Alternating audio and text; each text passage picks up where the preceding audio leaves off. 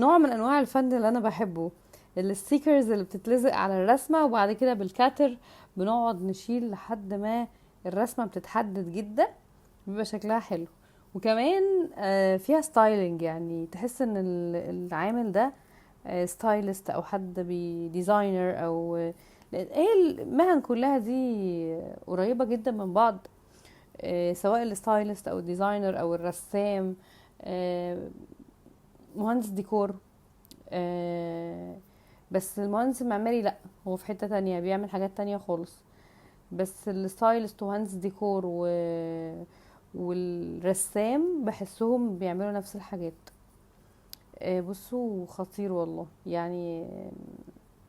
عاملين ديزاينز للهدوم بطريقة حلوة جدا. يعني الفساتين بتطلع فعلا شكلها حلو لو اتباعت او اتعملت، يعني الاول اتصنعت وثم اتباعت هتتباع، لان شكلها حلو قوي قوي قوي. يا رب ده يطلع اصلا على الحقيقة بالشكل ده.